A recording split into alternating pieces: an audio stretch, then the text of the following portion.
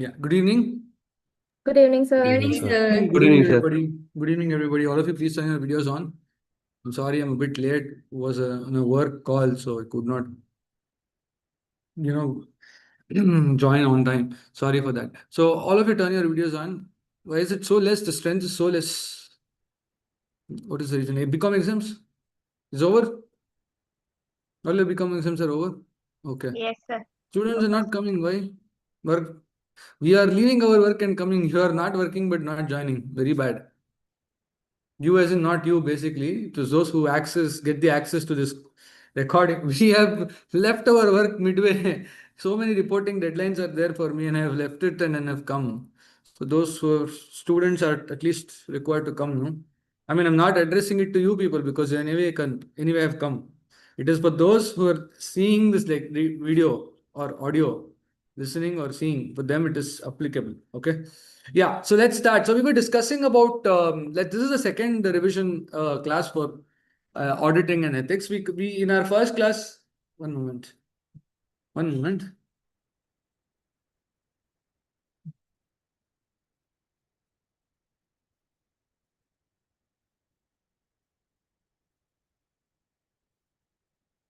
So in our first class, we understood about the basics of audit. We completed understanding the objective, meaning, scope of audit, inherent limitations to the audit. We understood about different forms of assurance engagement, examples of them, differences between prospective and historical financial information, differences between reasonable assurance engagement and limited assurance engagement. And then we understood the ethics and terms of the audit engagement. We also understood about the quality control practices that one should adopt while performing the audit of financial statements. Then we moved to understand about audit planning program and strategy, where we also read about a few important paragraphs in the study material as to what is the meaning of the term available in the context of evidence and how does the auditor determine what is sufficient and appropriate. Everything was understood in the previous revision class. So let's move on. So after this, we understood about the documentation aspect of audit. So we took up actually audit documentation. So what is audit documentation? What's audit documentation? Record of audit procedures performed. Very good. Audit evidence obtained and the conclusions reached by the auditor. It's the record of the audit procedures performed, audit evidence obtained, and the conclusions the auditor reached. So audit documentation is also referred to as working papers or work papers. Right. So audit documentation is a very important standard. SA 230 deals with that. This is what is going to eventually help us to prove before the regulatory authority or any authority as to the fact the audit was planned and performed and conducted in accordance with the requirements of SAS. So audit documentation, what is the objective of this standard? What does SA 220 help us in achieving? Sufficient appropriate records for the basis of the auditor's report and evidence that the audit was planned and performed as per the relevant SOP. Yes, so it helps us to provide as a sufficient and appropriate evidence to the fact that the audit was conducted in accordance with the requirements of SAS, and also it helps us to understand to meet the regulatory requirements. So these are the objectives. Now, how do we maintain the audit documentation is an important aspect. The form, content, and extent of audit documentation. One moment.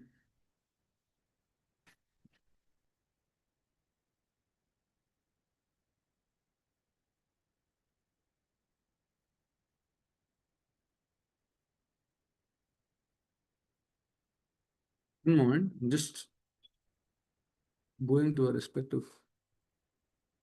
Yeah.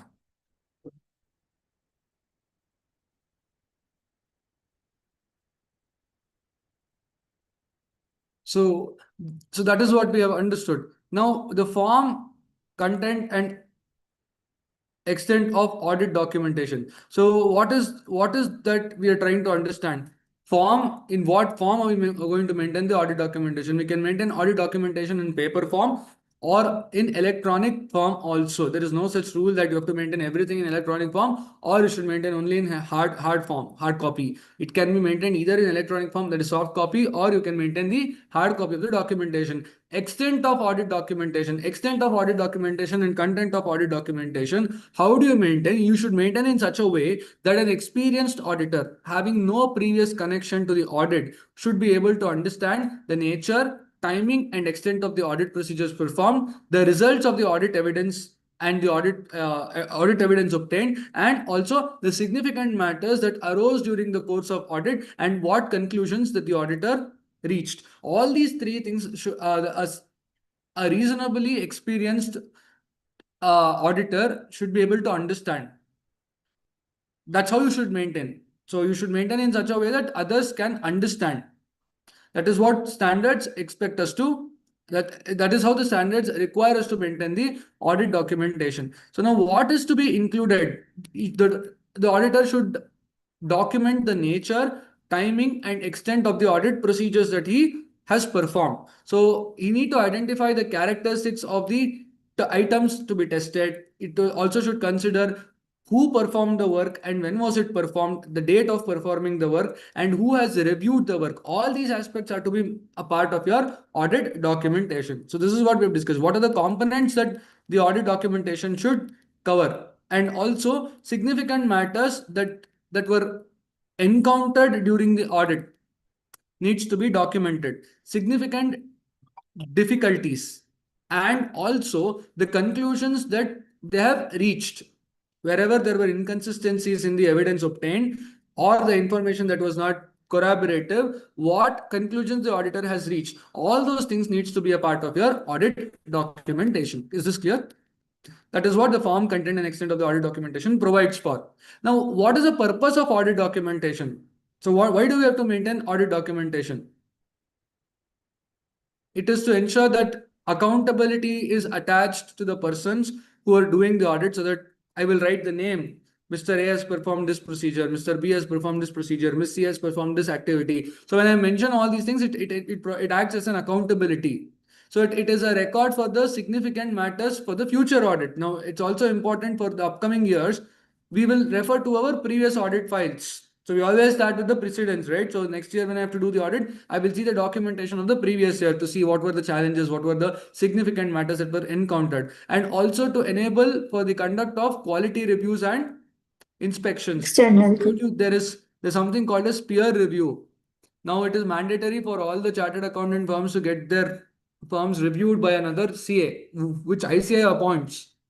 So they will check on the process flow mechanisms for doing the audits and quality. What do they decide these factors based on? These factors are decided based on the audit documentation that you maintain. So it's important. And also quality review. What is a quality review? It is a disciplinary action that is taken up by the ICI. Now, if anybody alleges that audit was not conducted properly, ICI wants to see if you have done everything correctly. So they ask you for submission of the records and documentation. If you don't maintain any records or documentation, what will you do? So it's very wrong. No, just today I was discussing with my sir. There was an income tax case. Client has come today. So income tax department has levied 1.85 crores tax demand on one of the persons, assessee. Okay. So there was a capital gain. The person had sold some property. Assessment was taken up by income tax department and they've asked for some documents, proof for improvement and cost of construction. These people have lost all the records. The amount was substantial. So 5 crores was the amount that was spent and they don't have any documents or supporting. So income tax department has denied the entire claim. So now 1.85 crores is a tax liability which is sitting on their head. So how do? They have to prefer appeals now. So even if you have to prefer appeals, you would have to pay 20% deposit for the appellate authority to hear your case. So there are so many challenges and there's a cost, no? You have to hire a professional. They have to represent the case. We don't know whether we'll get the relief in one stage. We may have to go to tribunal. We have to go to high court. So many procedures are there and legal aspect will take a long time. So documents, if this could have been avoided if the documents were there and documents were submitted to the department. So why am I telling this? This is one case which is not related to audit, but this is what may happen to us also. Tomorrow, if regulatory authority asks us to submit the document and documents, and if we don't submit, they will conclude that you have not done the audit, you have simply given opinion. So they will make you accountable for gross negligence. You have to accept it because you don't have anything to prove. So documentation is very important, and all these things come later. It will not happen today. The problem is we don't realize the problem today. We will realize it later. The time has passed by. So that's why you should maintain documentation properly. And also it helps us to direct and supervise the work. These are all the purpose as to why audit documentation needs to be maintained. What is the purpose of audit documentation? Serves a number of purposes. What andre idun bariಬೇಕು ನೀವು ನಾಪ್ಕಳ್ಕೊಳ್ಳಿ important. Okay, then the form, content and extent of audit documentation is dependent on various factors. What factors determine in what form I should maintain, how much documentation is to be maintained? So what are the factors? Size of the entity. Yes, size and the complexity of the entity. Bigger the organization, the audit documentation file will be big. Then complex audits require more and more documentation on their system. Next. Identify Nature of the risks of audit material procedure. misstatement. Identified risks of material misstatement. Yes. Nature of audit procedure. Nature of audit procedures performed or to be Audit- performed. Then Nature of the entity. Audit methodology. nature of the entity, yes. Audit methodology use. Audit methodology and the tools used. No, let's say if you use a software, you maintain audit documentation in one form. If you don't use softwares and if you're still doing everything manually, your audit documentation will be different. So different people will maintain audit documentation differently. So it is based on the audit methodologies and the tools that we use. And also nature of the misstatements that you have identified also determines the form, content and extent of audit documentation. Got it? So this is what will be considered. Next, audit documentation. What are the examples of audit documentation? Analysis. Analysis, Checklist. checklist. What is a checklist? Series Detailed of questions. Questions. The detailed draft which is given by the auditor. To his employees. His article. articles or his staff. Huh. Right? Checklist is a detailed set of instructions. It need not be questions. It can be detailed set of instructions like audit program, detailed series of actions that the audit staff is required to perform, given by the auditor to their staff. That is also a part of your audit documentation. Then Letters of confirmation. letters of confirmation. Letters of confirmation is very important. Next. Sale dates. Summaries of significant matters. A summary of significant matters that we have identified.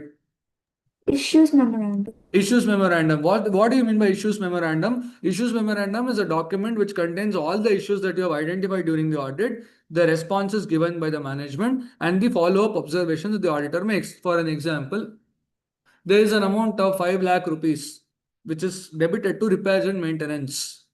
Why is this amount debited to repairs and maintenance? It is generally to be classified as plant and machinery, depending on the amount. This is what is my observation. I will give this to the management. Management says, no, this is not a fixed asset. This is a regular repair only. It will not enhance the life of the asset. It is for the upkeep and the maintenance of the asset only. You will have to incur this every now and then for the machinery. Acceptable response only. So what do we say? These issues have been resolved. We will say resolved, open, like that we will mention. So it's a summary of all the issues that we have identified and the resolutions that we have received and status of those observations. So that is issues memorandum. Next. Then correspondence. Correspondence means what? Conversations. Email conversations is very important. So that's why we always converse in emails. If you converse in through telephonic conversations or WhatsApp messages, you cannot save it. That's why it is advised with, especially with our way of dealing things. We always call, we always tend to do WhatsApp chats and get information. Not acceptable for when you do audits. Everything has to be through official communication. So email is something which is accepted. So ensure that all the documents are received. Yes.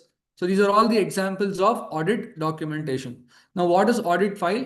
Audit file is the storage form of the records, which is in either electronic or physical form. That is called audit file. Audit file can be of two things: permanent audit file and current audit file. Permanent audit file means what? Generally, the documents which goes in this file will not change throughout the engagement. Normally, like your engagement letter or the constitutional documents of the entity, your appointment letter, or any bylaws, all those things would form part of permanent audit file. Current audit file is specific to the year. Every year you will open a new file or a folder and save all the records in that particular area. So your audit documentation is also referred to as working papers or work papers. So it's interchangeably used. So these are the things that we have understood so far. Then assembly of audit file. So completion of the assembly of audit file is very important. SQC1 provides that firms should establish policies and procedures for the timely assembly of audit files. That means you can't assemble your audit file whenever you feel like doing. So if that is the case, then the audit files will never be assembled. If that option was given to us. Standards requires us to establish certain practices. What is considered as an acceptable time frame for completion of assembly of audit file? 60 days from 60 date of days Three from audit days report. after the auditor's report. Very good. Not later than 60 days from the date of auditor's report. The audit documentation should be assembled. Audit files needs to be assembled. Assembly means what? It is an administrative task of collating, cross-referencing, completion of checklists, sign-offs, all those aspects, deleting superseded drafts, all those administrative tasks is what is considered as assembly. So that has to be assembled and ensure only final versions of the documents are kept. All your initial thoughts, initial observations, if it is of no use, all those things needs to be removed from the system, because otherwise it becomes one junk. Then seeing what is right only will take a lot of time. So that's why remove all the unnecessary or unwanted things and keep only the ones which is relevant or final version. So that is what it says. So changes can be made to this file only if it is administrative in nature. That means what? Once the audit report is sent, I've been telling you this point very clearly. You're not required to, and you're not supposed to perform any new audit procedure. Then everybody will question, how did you do this audit? It's like this: you go to a doctor gives you medicine. After 1 week, you go and again he will ask questions. Every question is new question. So then everybody will have a thought in their mind, how did then he give the tablets without even asking? He gave some tablets. Now he is asking after taking the tablets, was this like this? Was this like that? So everybody will question, how did you give the tablet? How did you prescribe the medication? Did you ಅರ್ಥ ಆಯ್ತಾ ನಿಮ್ಗೆ ನಾನು ಏನು ಹೇಳಿದ್ದು ಅಂತ? So you can't per se identify new audit evidence after the financial statements are signed off and audit report is issued. So it's only administrative in nature. It doesn't per se lead to creation of new audit opinions or observations after the completion of the audit. And then once the audit documentation is assembled, it should not be altered. It should not be deleted. It should not be tampered. It should not be modified. It should be retained as such. So what is the retention policy? For how long are we supposed to maintain this audit documentation? 7 years from More the date shorter of the than audit. 7 years. It's not less than 7 years from the date of auditor's report or group auditor's report, whichever is later. 7 years is very important for you to remember. So you can also connect it with retention for accounting records. For how many years are we supposed to maintain accounting records? 8 immediately. 8, right? So here it is 7. Why 7? Once financial year is over, only audit can be done. So for them 8, for us it will start next. So that's why you can remember it in that way also. So what are the activities which are considered as administrative tasks? 1. Deleting or discarding superseded drafts, sorting, collating, cross-referencing working papers, then sign off on completion checklists, document evidence obtained and agree upon before the date of the report. All these things needs to be done. Okay, then audit documentation should include significant matters that were encountered during the audit. What are the items which generally we will consider where there are material misstatements which we have identified during the audit? So it is a part of the significant matter that gave rise to the auditor's change in the risk assessment or change in the materiality, change in the risk factors that he originally assessed. All those things should be documented. Why was there a change or changes in the audit programs or strategy? What gave rise to these changes? All those things will be a part of documentation. And circumstances which caused difficulty in applying an audit procedure. Like, for example, carrying out external confirmation was a very difficult task in this entity. I will document it as to why it was difficult. Probably it is a government, the entity has a lot of government vendors or customers, and it is very difficult to get any documents from the government authorities. Now, like let's say, for example, I am doing a lot of projects for KPTCL or BESCOM. To get documents from them is not easy. If I go and ask only, they will not give. If the auditor of my entity requests, they will not pay any regards to that. So it became very difficult for us to verify. So this is what I will document in my audit documentation, stating that we encountered significant difficulties in applying an audit procedure. And the findings that made us to change our opinion from unmodified to modified. What gave rise to such a modification? All those things needs to be mentioned or documented in our file. You get it? Or any document which provides a summary of why, how I reach these conclusions when it is not readily available. Meaning what? I give a short note to the conclusion that I have reached. So tomorrow suddenly if they ask you, how did you say that there is a misstatement? There is a 30-page document which evidences that there is a misstatement. But suddenly if you ask, I will not remember. So what do I write? A summary that these are the points. Refer to page number 88, refer to 66. All these points have made us to give a modified opinion.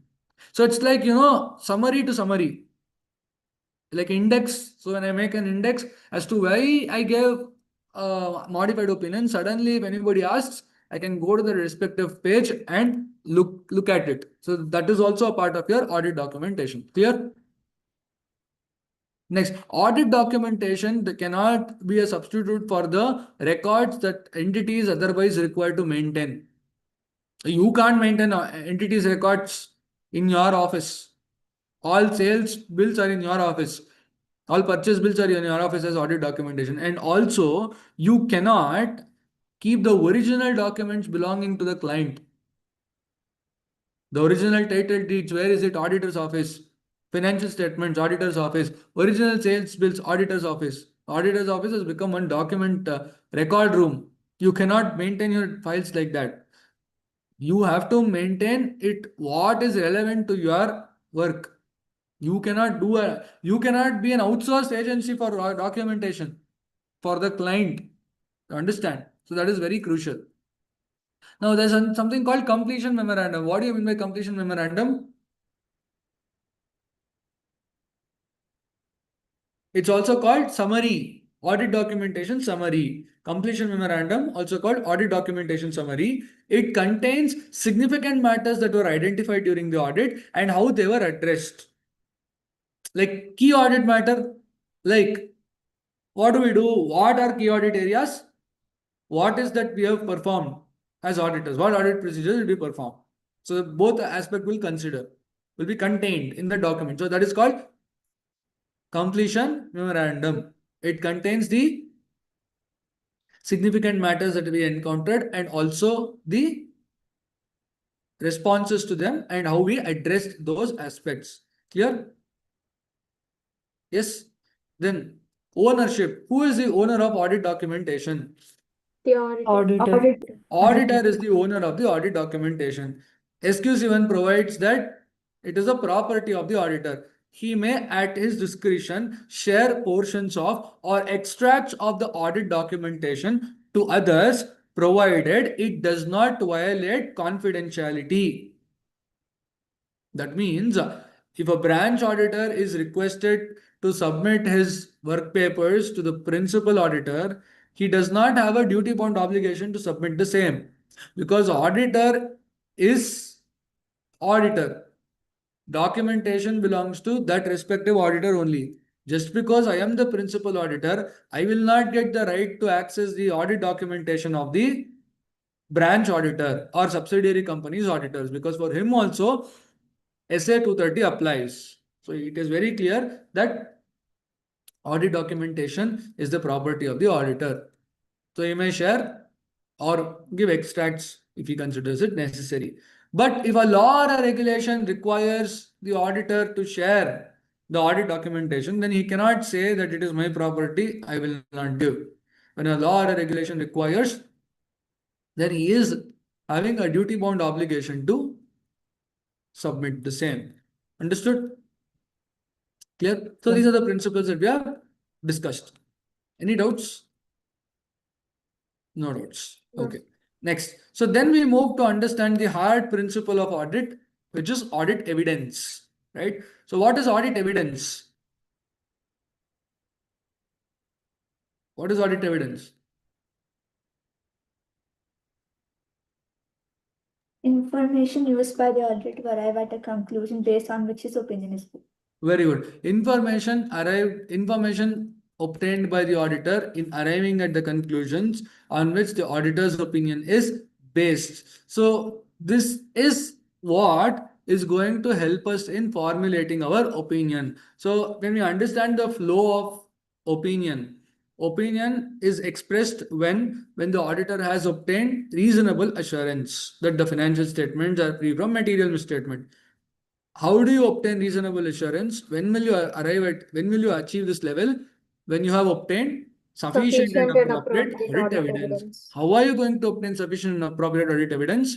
Audit Performing procedure. audit procedures. By Audit performing procedure. audit procedures. In order to apply these procedures, you deploy Audit technique. audit techniques. Audit So techniques. that's how we understood the flow. So we are understanding what is evidence. It is the information that the auditor is using in arriving at the conclusions on the basis of which he expresses the opinion. So now this information can be in multiple places. This information can be in underlying accounting records or other information. So where you can find this information, it will be there in the accounting records, and it will also be there in the other information. So what is the example? What are the examples for information contained in underlying accounting records?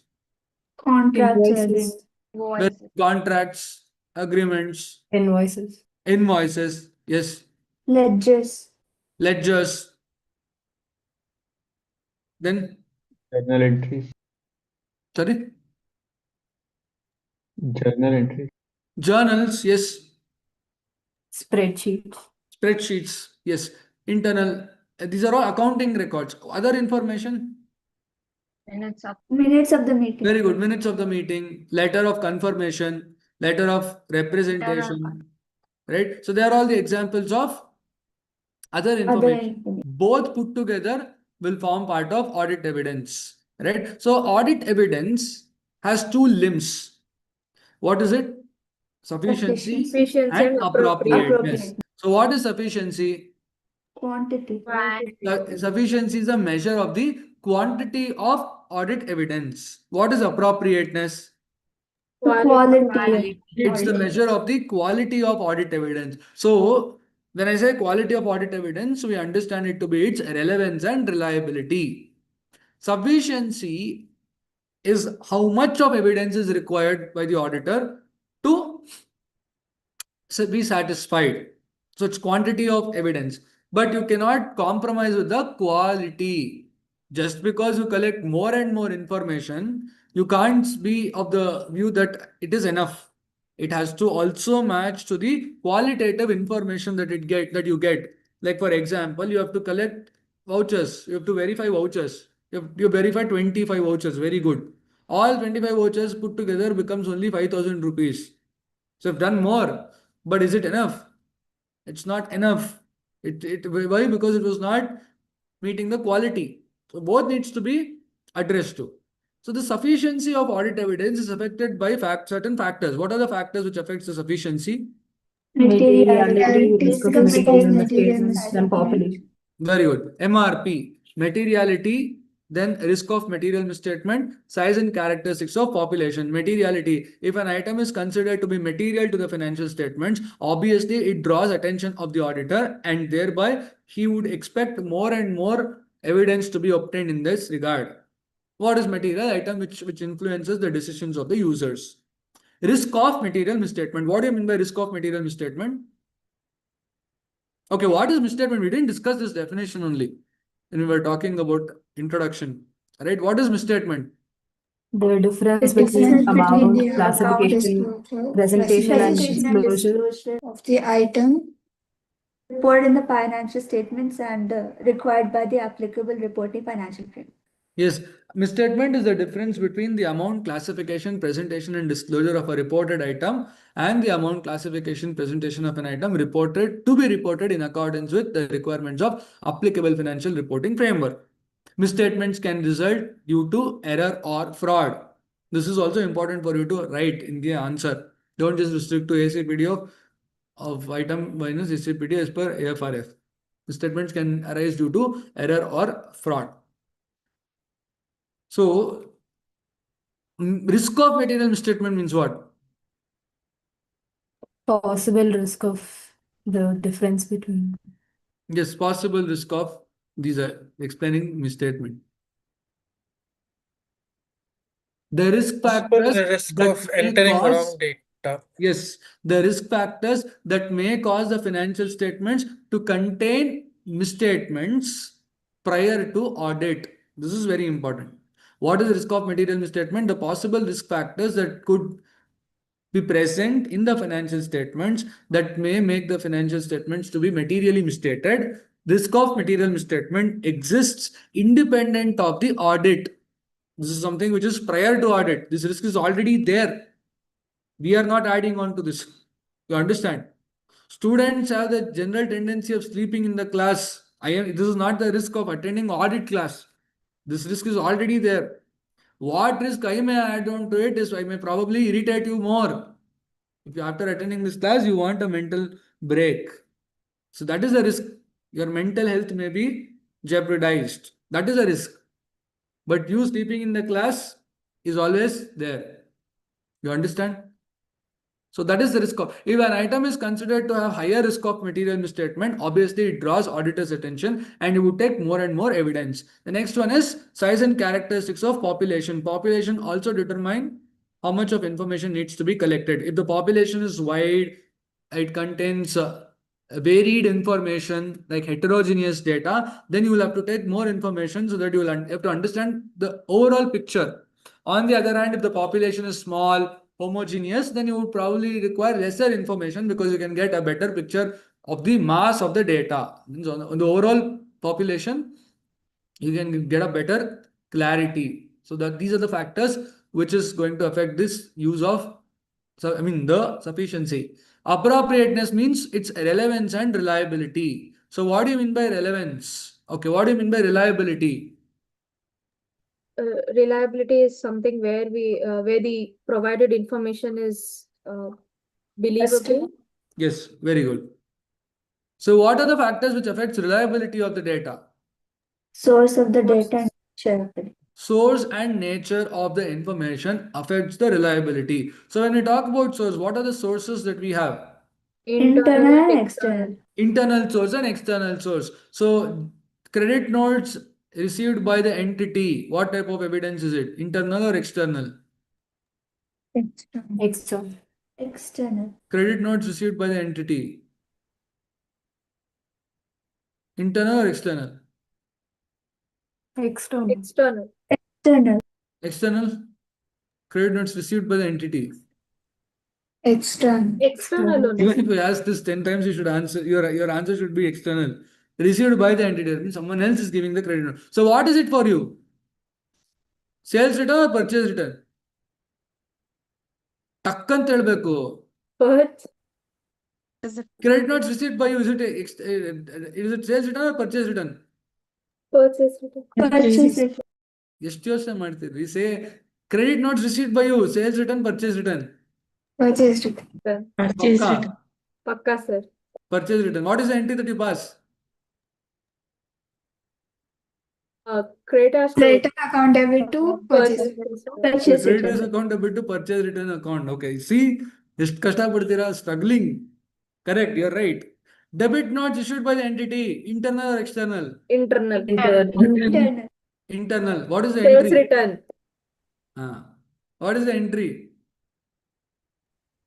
Sales return account debit to debit. To debtors. ಅನ್ಕೊಂಡೆ. ಅಲ್ರಿ ನಾನು ಹೇಳಿ debit notes issued by the entity ಅಂತ. ಬನ್ನಿ foundation class ಶುರು ಆಗ್ತದೆ, ಎಲ್ಲ ಸೇರ್ಕೊಂಬೋಣ. ನಿಮ್ ಜೊತೆ ನಾನು ಬರ್ತೀನಿ, ನಿಮ್ ಜೊತೆ ನಾನು ಅಕೌಂಟ್ಸ್ ಮರ್ತೋಗ್ತೀನಿ. ಎಲ್ಲರೂ ಒಟ್ಟಿಗೆ ಸ್ಟಾರ್ಟ್ ಮಾಡೋಣ accounts. What is accounting? It's an art of classifying, recording, summarising. Will start. Debit notes issued by the entity. What example is it? Internal or external? Internal. Internal. Internal. What is the journal entry? Creditors account debit to purchase return. Same question ಕೇಳಿದ್ದು, ಒಂದು ಆಚೆ ಕಡೆಯಿಂದ ಕೊಟ್ಟಿದ್ದು, ನಾವು race ಮಾಡಿರೋದು. ಅಂದ್ರೂ ಇಲ್ಲ ನಾನು ಕನ್ಫ್ಯೂಸ್ ಆಗ್ಲೇಬೇಕು ಅಂತ ಉತ್ತರ ಕೊಡೋದು. ಯಾಕೆ ಅಂತ ನನಗೆ ಇದುವರೆಗೆ ತನಕ ಗೊತ್ತಾಗ್ತಾ ಇಲ್ಲ. It is very simple. If you raise a debit note or if you receive the credit note, both are same. If you raise a credit note or if you have been given debit note, it's same. What is the entry for sales return? Sales return account debit. Sales return account debit to debtors account. Sales return account debit to debtors account. Okay, fine. So GRN, what type of evidence is it? Internal or external? Internal. Internal. Internal. Internal. Purchase invoices. External. External. External or internal? External. External. You sure? Sure, sir. Yes, sir. Okay. Sale invoices. Internal. Internal. Internal. Okay. Letter of confirmation. External. External. External. External. Bank statement. External. External. External. ಯಾರು internal ಅಂದಿದ್ದು? ನೀವು ಕೂತ್ಕೊಂಡು prepare ಮಾಡ್ತೀರಾ bank statement? Sorry. Okay. ನನಗೆ ಮರ್ತು ಹೋಗ್ತಾ ಇದೆ points ಎಲ್ಲ. Answers ಕೇಳಿ ಏನೋ ಮೈಂಡಲ್ಲಿ ಇತ್ತು. I had something in my mind. I forgot what it is. Okay, so it's important why any document which is generated internally is less reliable as compared to the documents which are generated externally. But also we need to see the circumstances under which these documents are prepared. Even if it is generated externally, who has prepared it, how has it come through, is something that we will have to consider. That's when the source, that is why source is an important factor. Right? So now we have some generalizations about the audit evidence based on the source. So what are the generalizations that we can make? One, audit evidence or information obtained directly by the auditor is always reliable. That means, can you give few examples for this?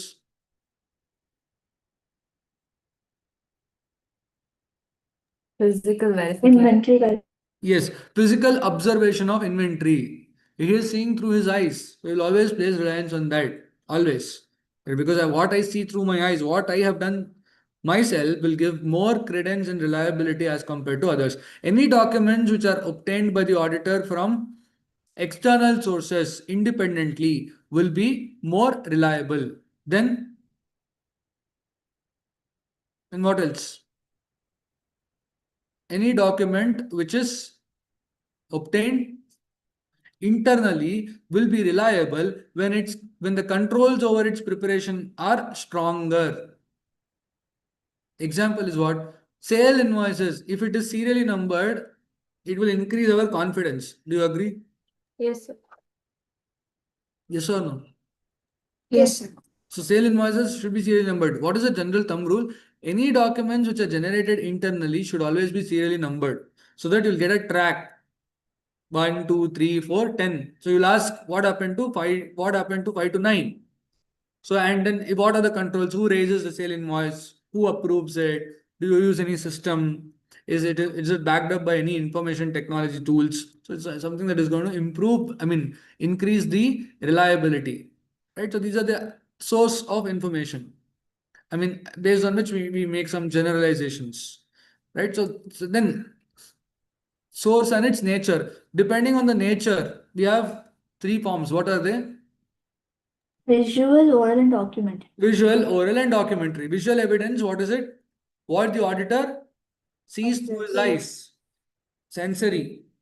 Example, Physical physical verification. verification of inventory.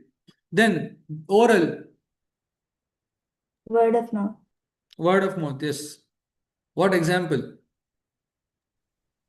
Any Discuss with discussions management. with the management? Yes, very good. Discussions with the management. Then, Documentary. no. Another example. Responses to inquiries. If you inquire something, you get some response. It can be in oral form. Then we have documentary evidence. Example, Agreements. agreements, invoices, written communications, all of them are considered as documentary. So any evidence which is in the documentary form is more reliable than oral form. Oral code. Any evidence which is in original form is more reliable than photocopied or faxed ones. So these are all the generalizations that we can draw, right? Then relevance. What do you mean by relevance? Logical connection Something between that is not the outdated. Something which is not outdated, yes. Something which is having a logical connection or bearing upon the purpose of the audit procedures, directly to do with assertions. Something which is linked to the assertion. Something evidences which satisfies, which either proves or disproves assertion is considered as relevant. Correct? Example Yes, sir. is what? If the purpose of the audit procedure is to test for the overstatement in the accounts payable, then testing the recorded accounts payable is a valid audit procedure. You agree? The purpose of the audit procedure is to test for the overstatement in the recorded accounts payable. Then testing the recorded accounts payable is a valid procedure. No, sir. Relevant procedure. No. Then what will you do? Cross-check with documents. What Yes. documents?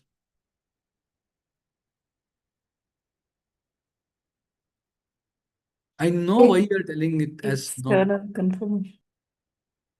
I know why you are telling no. Because the answer what was given in your study material is also no. But I've changed the statement only. That's what. I need to reframe the question based on the response. If the purpose of the audit procedure is to test for the understatement in the accounts payable, then testing the recorded accounts payable is not a valid procedure. Because it is accounted chart. If you verify, you will not get to know. If it is overstated, then you should test the recorded ones. You'll compare it with the invoices and see whether it's accounted for more. Did you understand? Hello? No, sir. No, you didn't. Okay. One moment.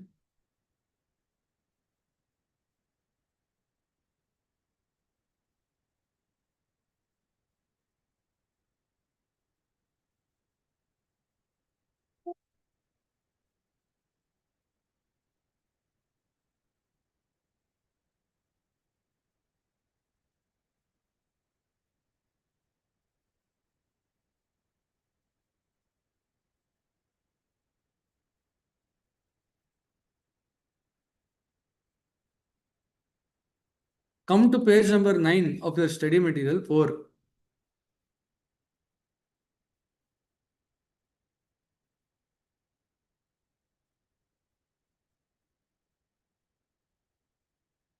Can we read it once? If the purpose of an audit procedure is to test for overstatement in the existence or valuation of accounts payable, testing the recorded accounts payable may be a relevant audit procedure. This is the statement I gave. But you said no. First statement I made this only. Why did you say no? Because when I was explaining this concept, I gave second example. Then at that point in time, you had said ulta, and then I corrected you saying that no. You have remembered that and answered. It has not worked. You didn't understand. The problem is I remember where you people went wrong, where I had gone wrong, but you will not remember anything. No, as ಹೌದಾ ಯಾರು ನೀವು? ನಾವು ಮೊನ್ನೆ ನೋಡ್ತಾ ಇದ್ವಿ ನಿಮ್ನ ಎಲ್ಲೋ ಮೂವಿಯಲ್ಲಿ ನಿಮ್ಯಾನ್ಸಲ್ bed number 333 ಖಾಲಿ ಆಗ್ಬಿಟ್ಟಿದೆ ಅಂತ ಯಾರೋ ಓಡಾಡ್ತಾ ಇದಾರೆ ಅಂತ ಬೆಂಗಳೂರು ಸುತ್ತ. ನೀವೇನಾ ಅದು ಅಂತ? ಹಾ, Pavitra, you're very sad, I know. You know what? This also will come to an end. Always remember in life, this too shall This too pass. shall pass. This too shall. ಇದು ಬೇಜಾರಾಗಿದೆ ತುಂಬಾ ಅವ್ರಿಗೆ. 7 o'clock ಬಂದ್ಬಿಡುತ್ತೆ, ನಾನು ಹೊರಟೋಗ್ತೀನಿ. ಇನ್ನೊಂದು 2 months ಆಗುತ್ತೆ, audit classes ಆಗೋಗುತ್ತೆ. 2 months ತನಕ ಇರಲ್ಲ, ಆಮೇಲೆ ಅದಕ್ಕೂ ಭಯ ಪಟ್ಕೊಂಬಿಡಿ ಎಲ್ಲರೂ. ಇನ್ನು 2 months ಎಷ್ಟು ಬೇಗ ಆಗತ್ತೋ ಅಷ್ಟು ಬೇಗ ಮುಗಿಸೋಣ, ಕರೆಕ್ಟ್ ಅಲ್ವಾ? ಎಸ್ವರ್ನು No, sir. ಬೇಡವಾ? ಹಾಗೇನಿಲ್ಲ. ಮುಗಿಸೋದೇ ಬೇಡವಾ? ಹೌದು ಸರ್. ಹಾ, ಹೌದು ಶುಭ್ರಾಗ್ ನೋಡಿ ಹೌದು ಅಂತ ಹೇಳ್ತಾರೆ, ಬೇಗ ಮುಗಿಸ್ಬಿಟ್ಟು ಹೋಗ್ತಾರೆ. ನೋ ಸರ್ ಅಂದಿದ್ದು ನಾನು. ಬೇಡವಾ? ಓಕೆ, ಮುಗ್ಸೋದ್ ಬೇಡವಾ? ಹಂಗಂದ್ರೆ ಹೋಗ್ತಾನೆ ಇರೋಣ ಫಾರ್ ಎವರ್ ಅಂಡ್ ಎವರ್. ಹಾ, ಆಮೇಲೆ ಎಕ್ಸಾಮ್ ಆದ್ಮೇಲೆ ನನ್ನನ್ನು ಬೈಕೊಳ್ಳಿ ಚೆನ್ನಾಗಿ, ಏನೋ ಪಾಠನ ಎಕ್ಸಾಮ್ ಬಂದ್ರೆ ಎಷ್ಟ್ ತನಕ ಓದಿದ್ವು ಅಷ್ಟ್ ಬರ್ದ್ಬಿಟ್ಟು ಬರ್ತೀವಿ ಸರ್. ಎಷ್ಟ್ ತನಕ ಮಾಡ್ಸಿದ್ವು ಅಷ್ಟ್ ತನಕ ಬರ್ಬಿಟ್ಟು ಬರ್ತೀರಾ? Yes, sir. ಬ್ಲೇಮ್ ಮಾಡಲ್ಲ. ಇಲ್ಲ ಸರ್. No sir. ಎಕ್ಸಾಮ್ ಹಾಲಲ್ಲಿ ಕೂತ್ಕೊಂಡು ಯಾರದು ಏನೋ ಮಂತ್ರ ಹೇಳ್ತಾರೆ ಅಂತ ಹೊಡೆದ್ರೆ ಅದನ್ನ ಬೈಕೊಂತಿದ್ರೆ, ಏನು ಪಾಠನೇ ಮಾಡಿಲ್ಲ, ಎಲ್ಲ ಅಜ್ಜಿ ಕತೆ ಹೇಳ್ಬಿಟ್ಟು ಹೋಗಿದೆ, ಇವನು ಸಿಕ್ಲಿ ನನ್ನ ಕೈಗೆ ಮಾಡ್ತೀನಿ ಅಂತ. ಯಾಕೆ ಬೇಕು, ಸುಮ್ಮನೆ ಬೇಗ ಮುಗಿಸ್ಬಿಟ್ಟು ಹೋಗೋಣ. Okay, so if you are trying to test for any overstatement, then you have to check what is recorded. You will get to know. For an example also, remember, instead of writing 1000 expense, cash expense or payable, you have written 1 lakh, but invoice will be there for 10,000. So when you test the recorded ones, it will prove, or it will show that there is an overstatement to the extent of 90,000. Did you understand? But on the other hand, if it is understated, that means what? You have not recorded only. If you test what is there, you will only come to know what is there. How will you know the one which is not recorded? That is the reason why we are testing. We are testing with an intention to see if there are any items which are missed out being recorded. So if you want to test that, if you verify the same which is recorded, you will never conclude or achieve what you want to do. Meaning, 10 invoice account ಮಾಡಿದ್ದಾರೆ, 12 invoice ಇರ್ಬೇಕು ಅಂತ ನಾವು ನೋಡ್ತಾ ಇದೀವಿ. 12 invoice ಇದೆ, ಇವ್ರು ಬರೀ 10 record ಮಾಡಿದ್ದಾರೆ. ಇರಬಹುದು, possibly that they have missed 2 invoices. So that is the objective. If you test what is recorded, you will get to know only 10 invoices which are recorded. You will never get to know the information about those 2 invoices. So what you should do, you should probably verify the payments which are made to the party, because payments would be made based on the invoices that have actually received. So the party's account will show debit balance. So that's an indication to prove that it is short accounted. Or when you reconcile with the statement which is provided by the vendor, there also you can identify. See, that vendor has shown 2 invoices as sales.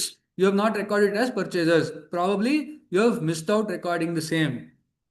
So that's how that is why it is called relevant audit procedure. Did you understand now?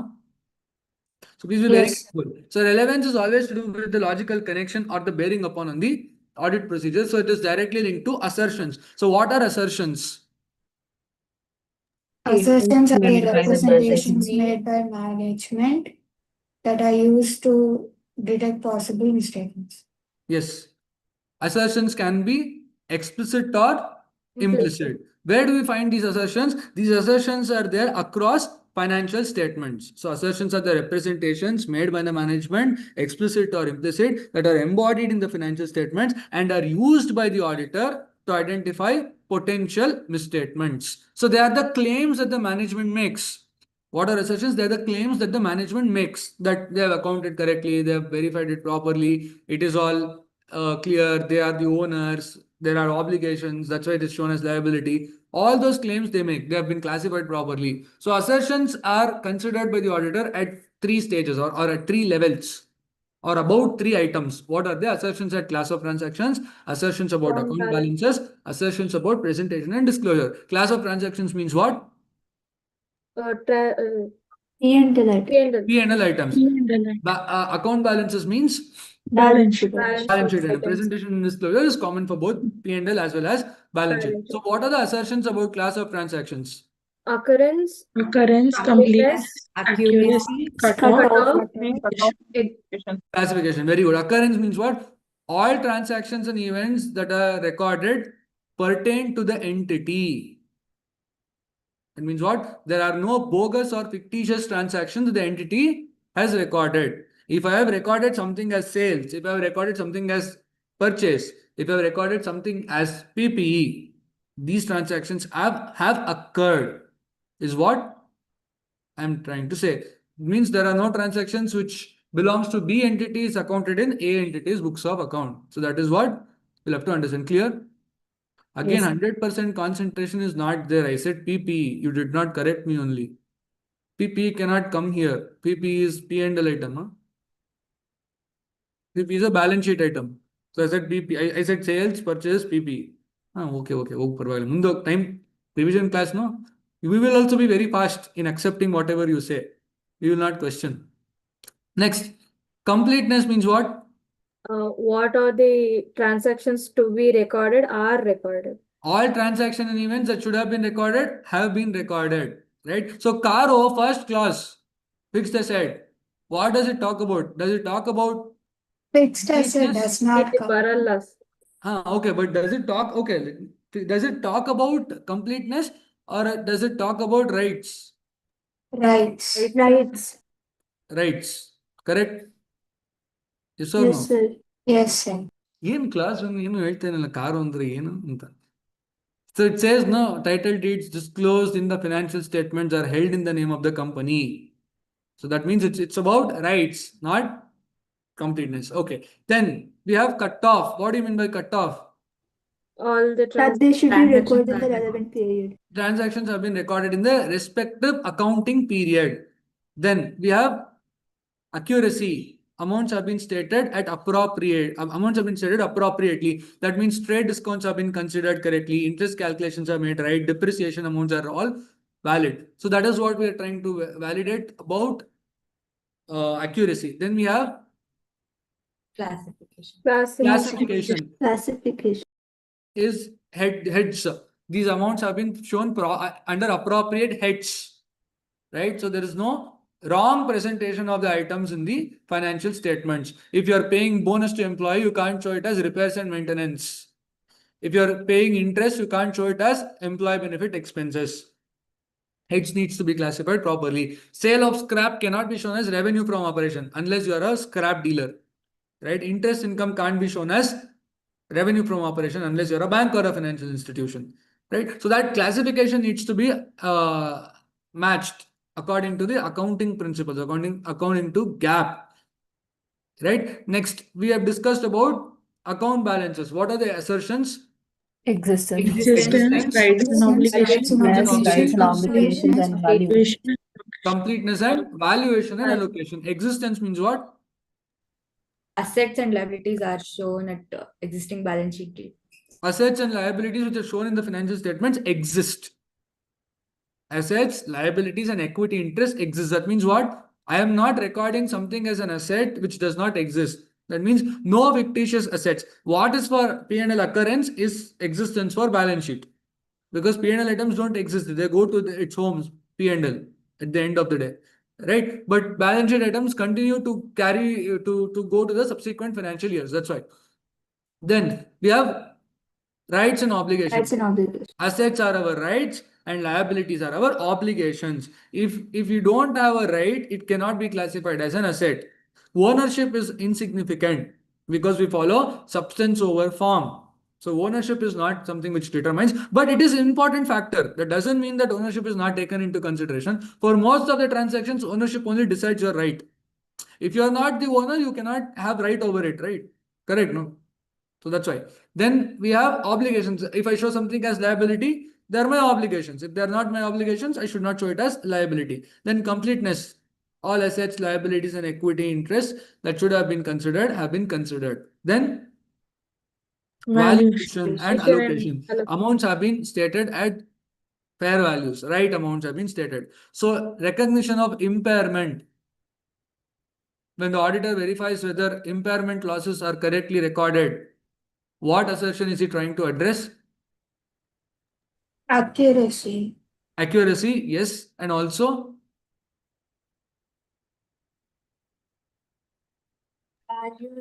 Valuation. Why valuation? Because impairment affects your PPE, isn't it? It affects both. So it's both. If you take impairment as a P&L item alone, then maybe accuracy. But more particularly, impairment is not at all recognized. Means what? It is an effect on valuation. Auditors are analyzing the age of receivables. Why is he doing? Which assertion is he trying to validate? Valuation, aging.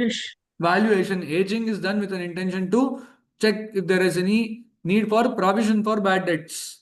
That's why we do the aging analysis. So these are the examples of valuation. You understand? Search for unrecorded liability. What assertion is he trying to validate? Existence. Existence. Existence. Completeness. Completeness. Rights and obligations. Rights and obligations. No, Yeah, thank you. Valuation. Sure. Value. Let me complete it by saying all four. Yes, which one is it? The answer is Completeness. completeness. Search for unrecorded liability. ಏನಾದ್ರು ಬಿಟ್ಬಿಟ್ಟಿದಾರ liabilities ಇದ್ರು record ಮಾಡದೇ ಇರೋದು ಅನ್ನೋದು ನೋಡೋದು ಏನರ್ಥ ಎಲ್ಲ complete ಆಗಿ account ಆಗಿದೆಯಾ so it's about completeness we have solved a lot of questions on assertions. I suggest you to please go through the model test paper of ICI. Questions focusing on assertions, please solve. And if you have doubts, we'll discuss. Okay? And presentation disclosure, it's common for both CT and AB. Assertions are crucial for the auditors to consider. Then we understood the audit procedures to obtain audit evidence. So broadly, we have two types of audit procedures. What are they? Risk assessment procedures and further audit procedures. Very good. Risk assessment procedures and further audit procedures. So what are risk assessment procedures?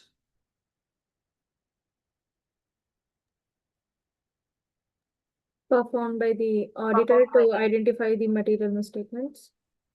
Prior to the Prior to audit, yes. How will he do that? How will he do this? Expand 315. Identify Assessing the risk. Through understanding the entity and its entity and its environment. environment. Right? At what levels or level? Overall financial financial level level. and Assertion assertion. level. What is the risk assessment procedures? These are the audit procedures performed by the auditor at the overall financial statements level and at the assertion level to identify the possible risk factors that could make the financial statements to contain material misstatement through understanding the entity and its environment, including its internal controls. So it's in effect, if you know SA 315 name, you can write it and write it as audit procedures performed. Just adding those things will make the answer. Okay, what is the outcome of performing risk assessment procedure? What do we achieve? What does it determine? Nature, time, timing, and extent of the extent audit. of performance, further audit procedure. Nature, timing, and extent of further audit procedures to be performed is not enough. और थोड़ा चाहिए. Assertion At level assertion level, very important, because RAP is done at two levels. FAP is done at both the levels. Correct? Only at assertion. ಆಗದೇ ಇಲ್ಲ. Done at two levels, both the levels ಅಂತ ಸುಮ್ಮನೆ ಕೂತಿರ್ತೀವಿ. ಎರಡು ಒಂದೇ ಅಲ್ವಾ? RAP is done at both the levels. FAP is done only at assertion level. Correct? So what are further audit procedures? Test of controls and substantive. Substantive audit procedure. Test of controls and substantive procedures. So what are test of controls? They check the operative effectiveness of the control. These are the controls that are, the tests which are designed to determine the operating effectiveness of the controls at assertion level.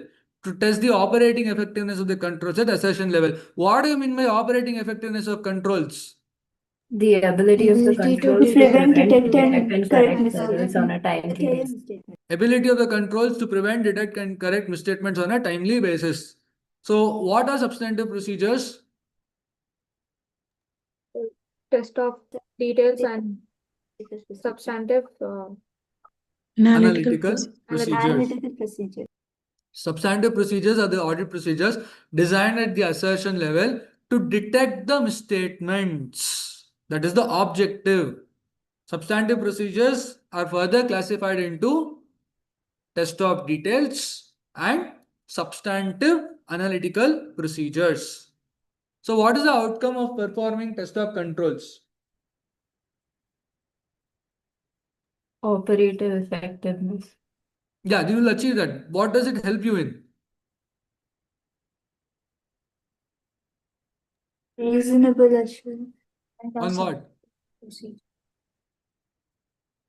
It helps us to determine the nature, timing, and extent of the substantive procedures to be performed. So it's logical, right? RAP, control testing. Test of controls are also called compliance. compliance procedure. There should not be question mark. It should be a full stop. Compliance procedures. Compliance procedures. Compliance procedures. What? Question mark, exclamatory mark, or full stop. It should always be compliance procedures.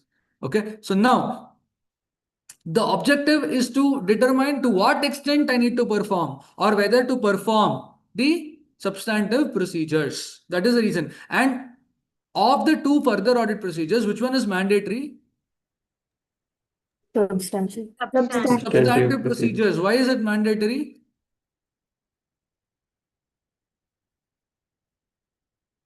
Why is it mandatory?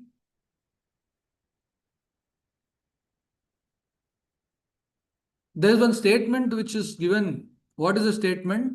Irrespective of the auditor's assessment of risk of material misstatement, performing substantive procedures is compulsory. Why is it so? It is because risk of material misstatement is judgmental in nature. Each person assesses the entity's financial statements differently, the risk factors associated with it differently. So, risk assessment is, since it's judgmental in nature, it may not have considered all the items. And substantive procedures alone helps in detecting the misstatements. Only when the auditor detects misstatements will he be able to form an opinion that financial statements as a whole, whether they are free from material misstatements or not. That is why performing substantive procedures is a must, irrespective of auditor's assessment of risk of material misstatement. But control testing is discretionary, meaning what? The auditor shall perform control testing only when he considers that he wants to place reliance on them. If he does not want to place reliance on controls, or if the controls are not working, or if the results of the risk assessment gives us the impression to the auditor that controls are not at all satisfactory, then he may decide not to perform control testing. So that's why performing substantive procedures is a must. You get it?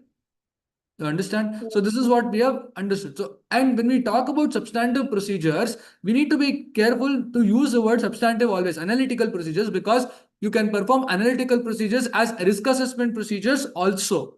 So that is the reason why we always say substantive analytical procedure, substantive analytical procedure. Now this test of details are further divided into two. What are they? Test of transactions and test of balances. Very good. Test of transactions and test of balances. So test of transactions is also called vouching. Test of balances is called verification.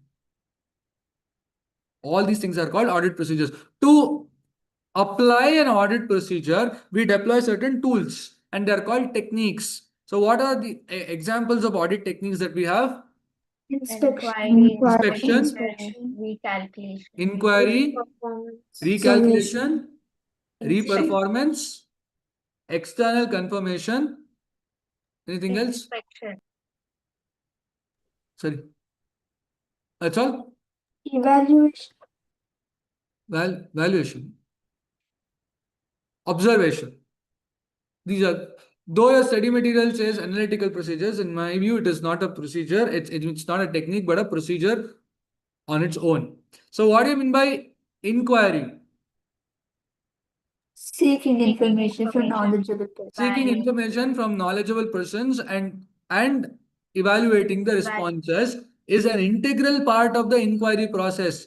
Not just asking questions or information. You should also evaluate the responses. Inquiry alone do not form sufficient and appropriate audit evidence. Inquiry has to be coupled with any other audit procedure or a technique. Only then we will get sufficient and appropriate audit evidence. Is it clear? First point. Second point, inquiry provides highly efficient audit evidence, but it does not provide effective audit evidence. That needs to be carefully understood. Then we have inspection. Inspection can involve two. Inspection also includes examination of records or the documents of the entity. Inspection also includes examination of physical asset. Inspect inventory. Inspect the PPE. So that is inspection. Then recalculation. Wherever auditor wants to validate the mathematical aspects of the entity's financial statements or records, he may compute the numbers again. Such items are called recalculation. Then we have reperformance. Auditor independently executing certain procedures that are carried out by the entity's accounting process or the information process or the entity's internal controls. So that is also example of reperformance is what? BRS. Very good. The Judgmental provides this example. Remember this BRS, carrying out BRS independently by the auditor. Then we have observation. Observation is something seeing a particular process through your eyes. But that observation suffers from a disadvantage that it is going to provide very limited evidence. It provides a point in time evidence. And the fact that auditors are observing a particular process may itself influence the actions of the entity. So these are all the audit techniques that we have. Is it clear? Yes, So sir. a combination of all the techniques is what we use. And obviously it is dependent on the assertions. Like for example, to validate existence assertion of PPE, to validate the existence assertion of land, what are we going to verify? What are we going to do? Inspection of documents, Inspection of records and documents. what is it? What records are you going to inspect?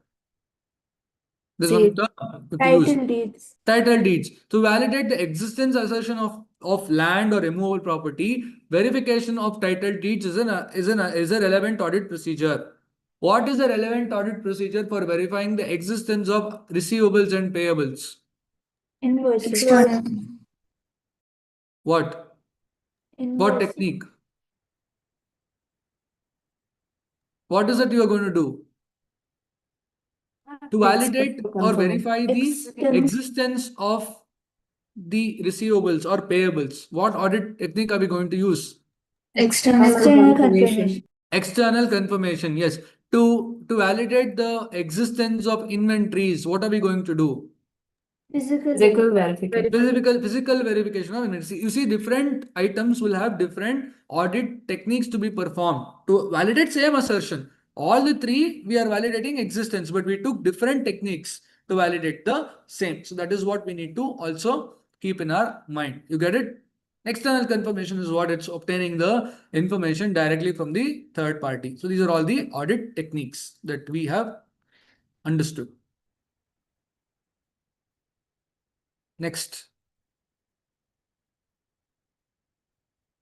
There are certain methods to select the items for testing. So what are the methods to select the items for testing is left to auditor's professional judgment. Okay, one moment.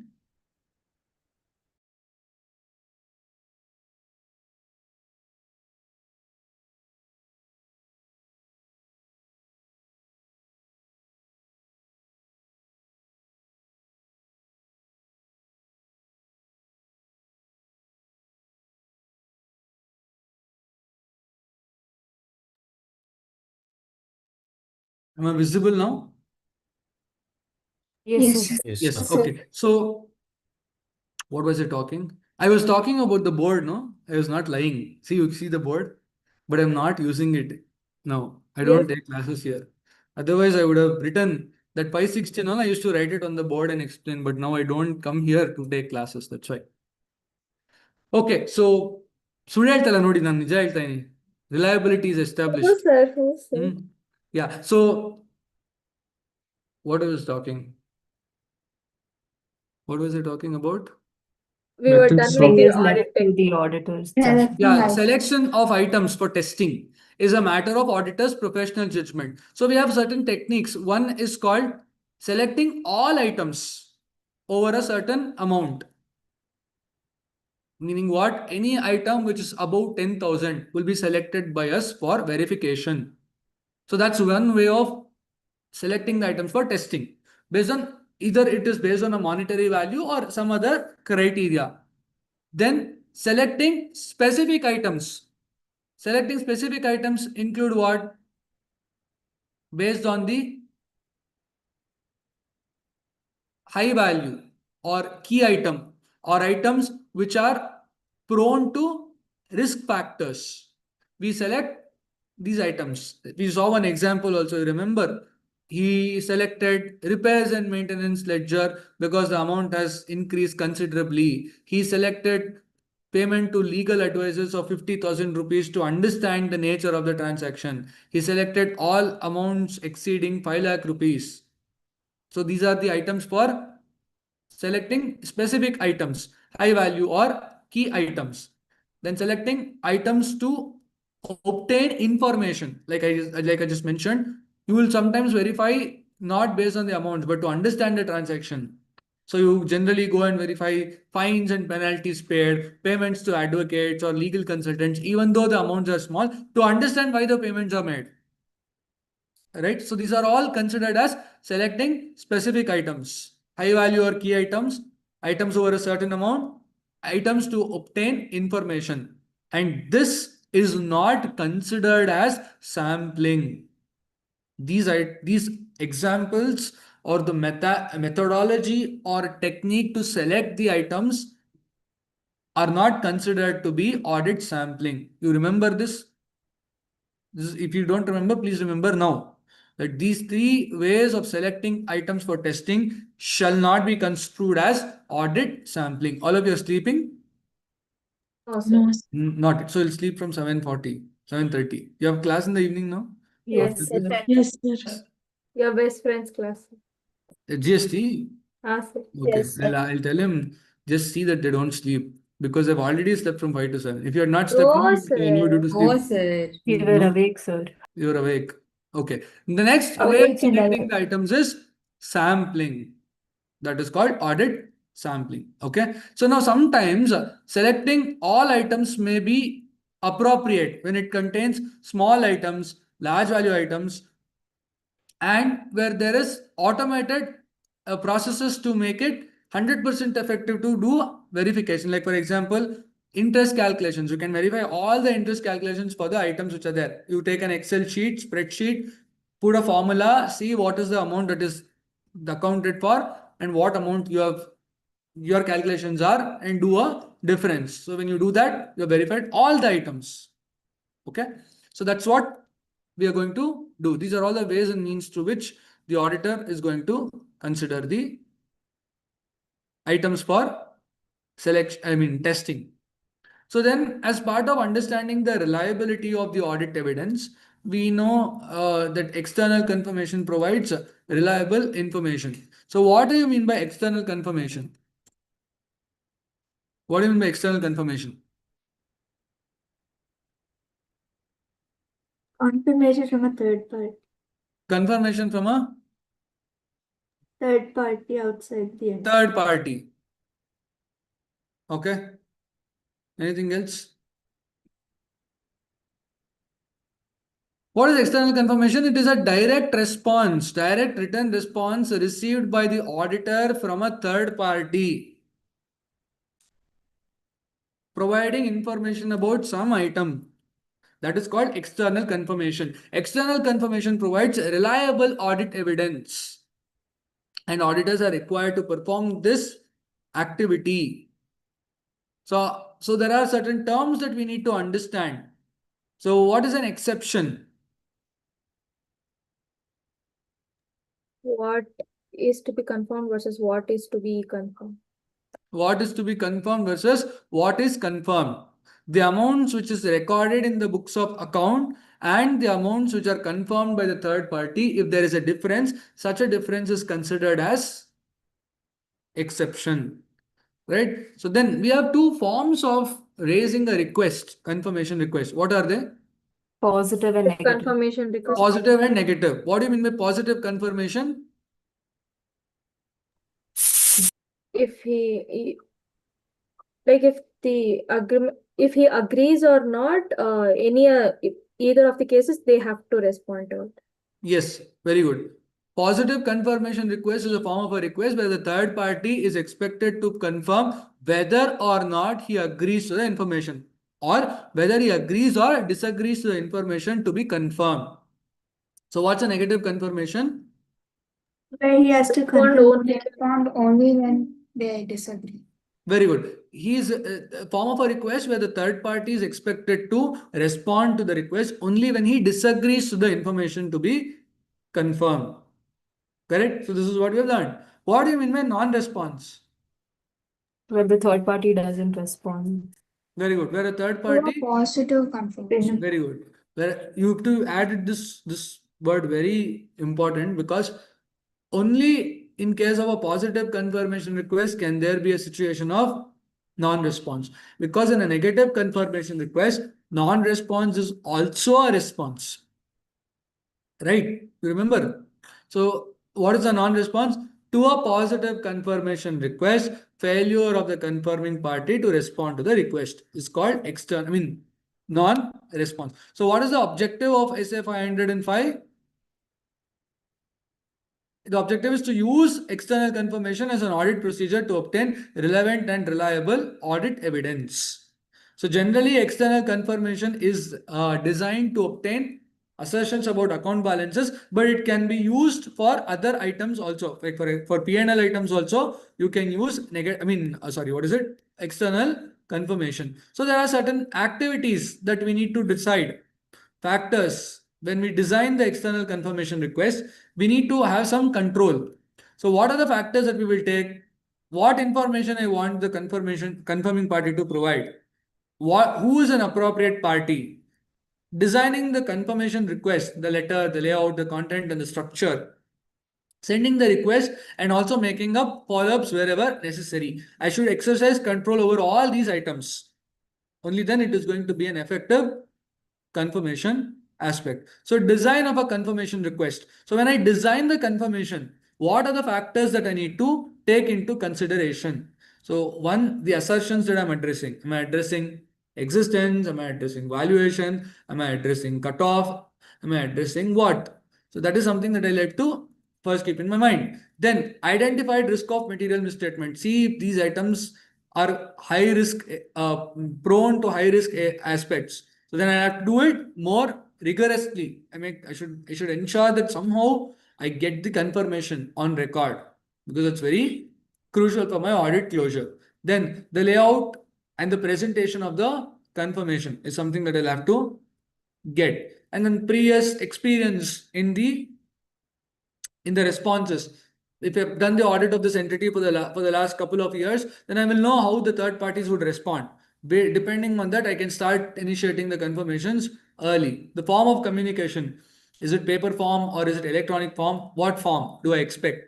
And management's encouragement to carry out the external confirmation and also being a part of it, like for example, sending reminders or follow-ups whenever necessary. So all these aspects are to be considered, or the factors that we will have to keep in our mind when we design the external confirmation. Then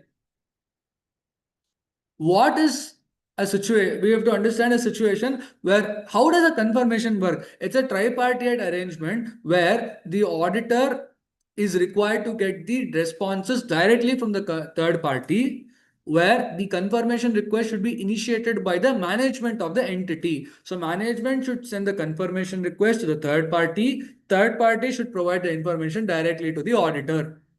So this has to be followed properly. So now let's say management is refusing to send a confirmation request. Auditors cannot send confirmation request unless they are authorized by the client to do by themselves. Meaning what? I get one authorization letter from the client stating that whichever client you find it comfortable, whichever client you find it required, you send the request.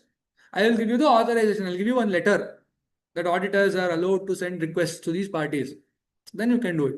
But generally speaking, it should be done by the client. Management of the entity should send the confirmation request. Now, what happens if management does not send the confirmation request, or it's refusing to send the confirmation request? Limitation on Limitation scope. on scope. It leads to limitation on scope. Very good. So how are you going to do it?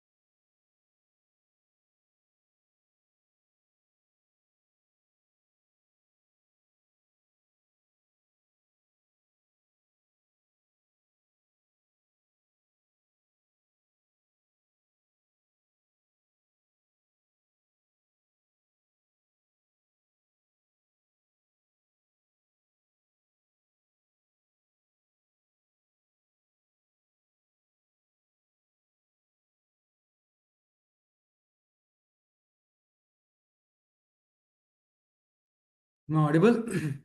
Yes, sir. Okay, so the internet, there was some issue.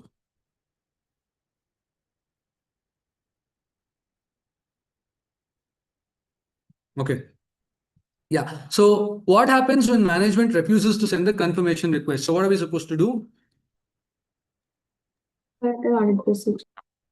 Alternative audit procedure, yes.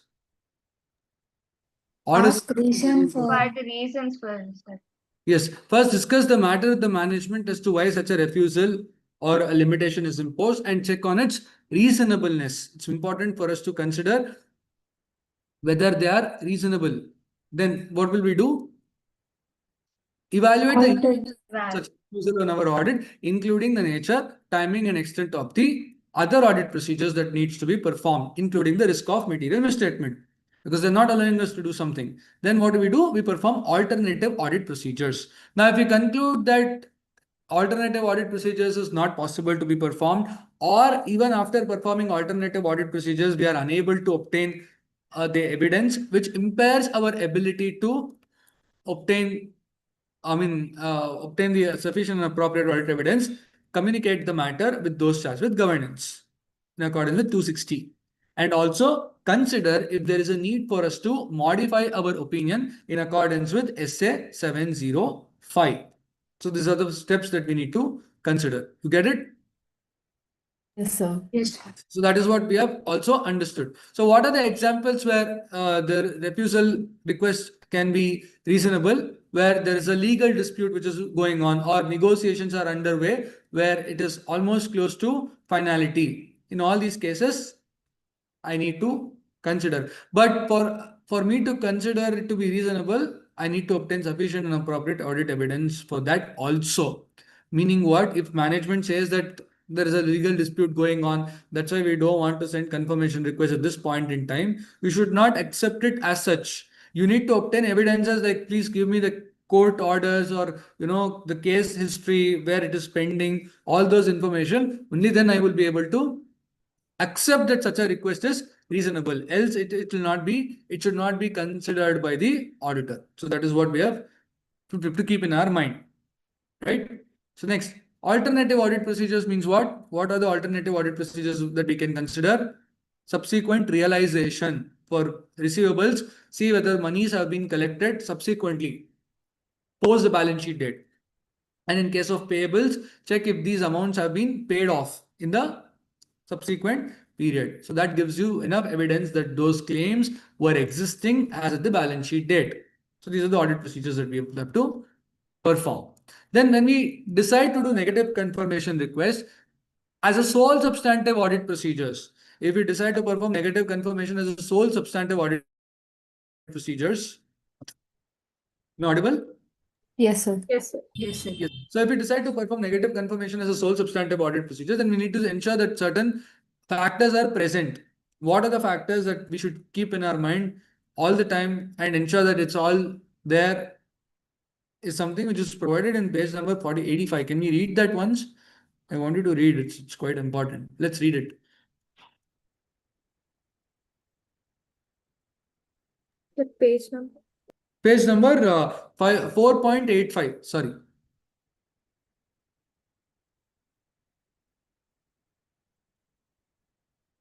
Negative confirmations.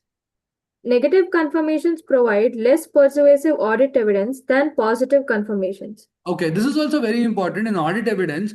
Audit evidence provides only persuasive audit evidence and not conclusive evidence. Audit evidence only provides persuasive level of assurance and not conclusive. It's important for us to make a note. Sorry, continue. Accordingly, the auditor shall not use negative confirmation requests as the sole substantive audit procedure to address and assess the risk of material misstatement at the assertion level unless all of the following are present. The auditor has assessed the risk of material misstatement as low and has obtained sufficient appropriate audit evidence regarding the operating effectiveness of controls relevant to the assertion. It's like this. So if you perform more of control testing, you do less of substantive procedures. So in that case, you can use it. And also, what is it? The risk of material misstatement should be low. If it's very high, you cannot use negative confirmation. This is not saying you should not use negative confirmation. You should not use negative confirmation as the sole substantive audit procedure. That means what? What do you mean by that? You should use other audit procedures as well. Yes, you should use, but it means here that you are not doing any other procedure apart from negative confirmation. Adonde madadu. I'm going to solely read 300 pages notebook what I have written. Means what? I will not do anything else. So like that, sole substantive audit procedure means I will not do any other audit procedure. I will do only negative confirmation ಅಂತ ಅಂದ್ರೆ ಈ conditions ಎಲ್ಲ present ಇರಬೇಕು. First, the risk of material misstatement should be low. and you have obtained sufficient and appropriate evidence or the confidence on the controls of the entity. Next. The population of items subject to negative confirmation procedures comprises a large number of small, homogeneous account balances, transactions, or conditions. That means what? The population should be large with small numbers and they're of like natures. Then you can use this. Next point. A very low exception rate is expected, and Expectation is that there will not be much of differences between what the confirming party may provide. When you have that expectation only, you can do it. Then the auditor is not aware of the circumstances or conditions that would cause recipients of negative confirmation request to disregard such requests. like for example, if I use negative confirmation in this class, it is going to be a risky situation because most of the times you will not respond. So if I treat that as a response that you have understood everything, and if I rely only on that, I have a higher risk of material misstatement. Will not use. It's very risky. Okay, so that is what it is trying to provide. So you need to evaluate the responses which are obtained as a result of negative confirmation. So these are, of the confirmation request. So there is something called as test check. Okay, we'll come to that later. So these are the aspects that we have understood in SA 505 external confirmation. Then we move to understand SA 501. 501 talks about what?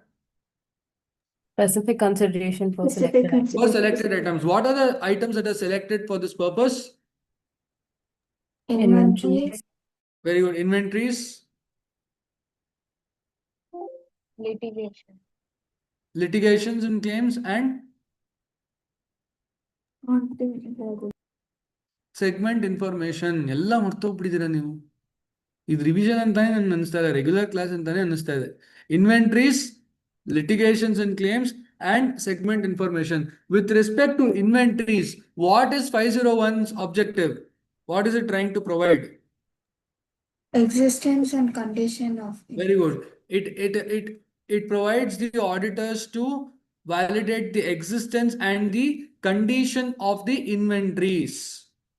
So what is the audit procedure that we will perform with respect to that? physical inventory. Physical counts. verification. Physical verification of inventories. Then what? Examining final inventory records. Examination of inventories records, final records, to see whether they accurately reflect the inventory count results. So this is what we are going to do. So attendance at the physical verification of inventory is compulsory unless it is impracticable. Impracticability needs to be assessed on a case-to-case basis, depending upon the merits of the case and considering the facts of each situation. But in all other cases, generally speaking, auditors should take part in the physical verification process. So what is he going to do? He is going to do three things. One is going to inspect the inventory to ascertain its existence, condition, location, and is going to perform test counts. Test count, am I audible? Is there a lag in my audio and video? No, sir. Okay. So he's going to see through his eyes whether the inventories are actually there or not. And then he's also going to perform test counts. Perform test counts means he may count a few inventories himself and see whether it's all matching.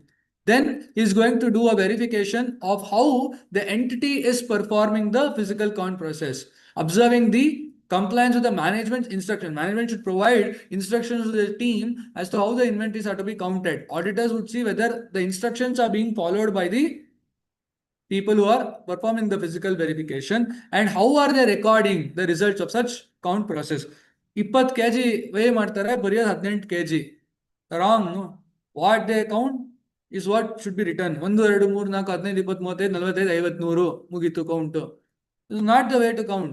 So there should be some proper process. They should follow all the instructions which are provided by the management, and also obtain the evidence on the reliability of the count. So all these three things is what the auditors would verify. And once it's done, auditors are also required to see how these physical verification results are reconciled with the records of the inventory and whether adjustments have been made appropriately. That means if the entity counts, there are 100 kgs of raw material, but physically there were only 80. So this 20 has to be written down or it has to be reversed or written off. Whether that adjustment in the books of account is made or not is something that we will have to verify. You get it? Now it's always suggested for the auditor to attend the physical verification on the balance sheet date. For whatever reasons, if attendance at the physical inventory count on the balance sheet date is not possible, means he should perform it at any other date. So when he performs it at a later date, then he need to do the audit procedure. You need to carry out the audit of the transactions that are coming or covered during the intervening period. Let's say if he's doing the inventory count process on the 8th of April, so he will count, the verification process is done on 8th, so he has to work back to 31st. So he will have to do the audit of sales during that period, audit of purchases during that period, audit of issues during that period, and then when he works back, if he gets the number which is represented or reflected in the March records, then he has obtained sufficient and appropriate audit evidence. So you need to perform the audit procedures to see whether those transactions have been reflected properly, because you're doing on a date later. Generally, you should perform physical verification on inventories at a later date. It becomes easier. If you perform it at a date prior to the date of financial statements, it becomes very difficult. Okay, so to validate and obtain the evidence, that's why this principle is provided. Then, when we take part in the physical count process, we need to do some planning. So what are the factors that we will take into consideration while planning at the attendance of inventory? Important point from exam perspective. First, nature of inventory. That means what? We need to see whether these inventories are in the form of raw material, finished goods, or work in progress, or stock in trade. What is the nature? Then stage of completion of work in progress. If you are doing work in progress, then risk of material misstatement relating to inventory. If the inventories carry higher risk of material misstatement, then I need to pay special attention. Then nature of internal controls related to or surrounded to the inventories. If the internal controls with regards to inventory is stronger, then the reliability also will increase. If the internal controls are found less effective or poor, then auditors will have to do extensive substantive procedures. So that's how it is going to impact our audit procedures. And then whether adequate procedures are expected to be established for count process and instructions are very clear. And timing means what? When are we performing this count process? Is it done as at the balance sheet date? Is it done at a date prior to the balance sheet date? Or is it done post balance sheet date? Concerns are different. So I need to also take that into account. Then whether the entity maintains a perpetual inventory system. Perpetual inventory system means what? Continuously it is getting recorded on a real-time basis. So that gives more reliability. And then location where these inventories are held and the risk of material misstatement at each location needs to be assessed. Finally, is there a need for us to engage any expert? Is something that I will have to consider. So these are all the factors that I will have to take into account while planning at the physical verification count process. Now, if the management does not allow you to perform physical verification of inventories, then what are we supposed to do? What are we supposed to do? Same, whatever we discussed for 505, discuss the matter with the management and the reasonableness, perform alternative audit procedures. If these alternative evaluate the implications of the same on the nature, timing, and extent of the other audit procedures, including fraud risk factors. If it's not possible, if it is leading to a disclaimer or modification in the opinion, discuss the matter with the management and also consider its implication as per SA 705. Same, the principles will not change whether it's inventory or accounts receivable or payable. Now, what are the examples of impracticability? Chemical industry. Chemical industry, where it may pose severe risk on the health or the life of the person, or it may be practically not possible to visit all the branches. Now, let's say an entity, it has a retail stores across India. Is it possible for this audit firm to do this activity across all the locations? Not possible. So you'll have to decide whether this is it okay or not okay. Now, another situation where inventories are held with a third party. So, what audit procedures are we going to perform? External confirmation. External. Very good. External confirmation with respect to the quantity and the condition of the inventory held by the third party on behalf of the entity. And you can perform inspection procedures at the location of the third party if it so permits. Or you can obtain the report of the service auditor.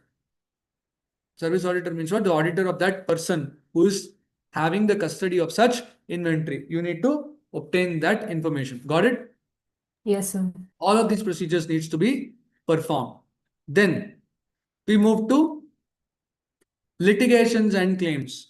So what are the auditor's concerns? The auditor's concerns is to identify the litigations and claims that the entity may be subjected to see whether they have been appropriately presented, disclosed, and its impact is factored in the financial statements.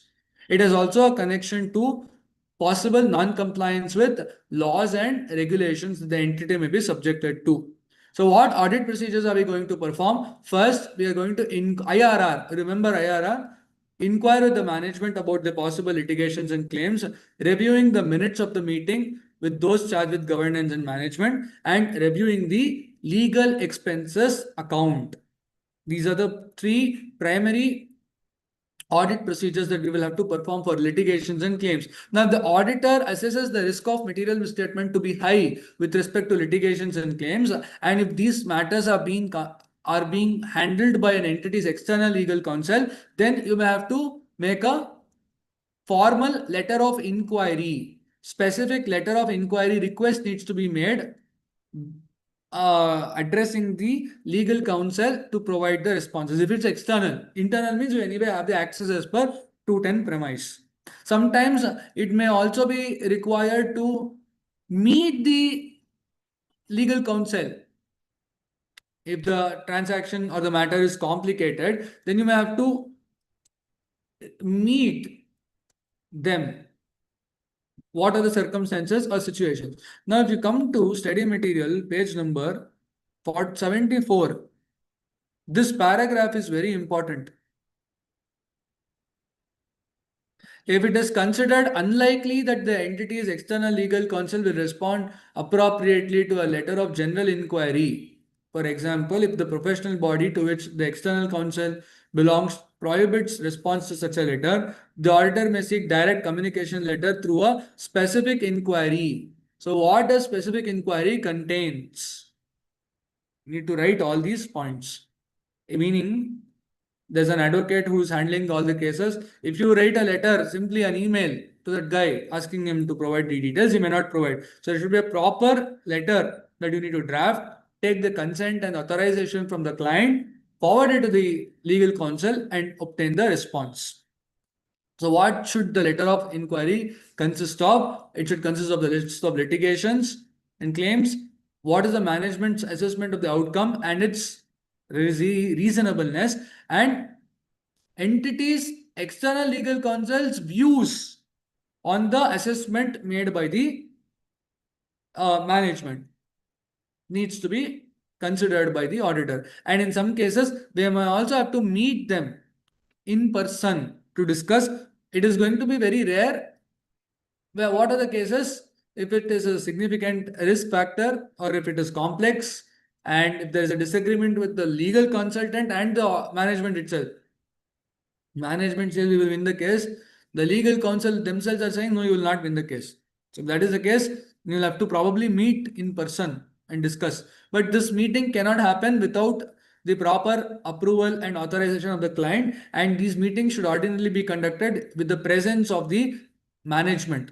You can't do it separately. You cannot go like on a date and discuss the matter. You have to, it has to be under the presence of the management of the entity. Only then this will be allowed. So if the entities restrict sending this request or they're not allowing you to obtain the information, then again it leads to limitation on scope. Consider if that impairs your ability to obtain sufficient and appropriate audit evidence, and then consider modifying your opinion if it's so required as per SA 705.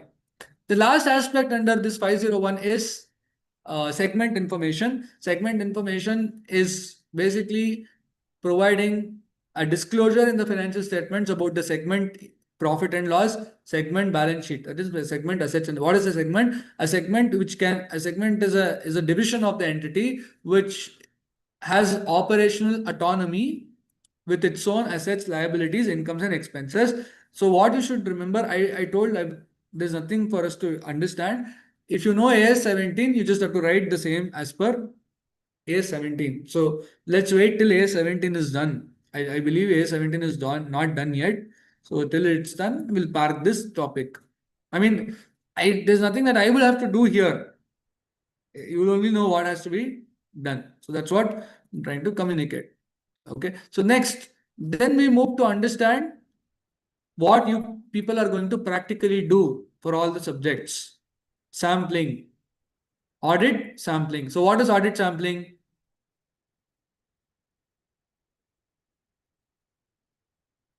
This is what happens when you read on a sample basis. Audit sampling is the application of audit procedures to less than 100% of the population.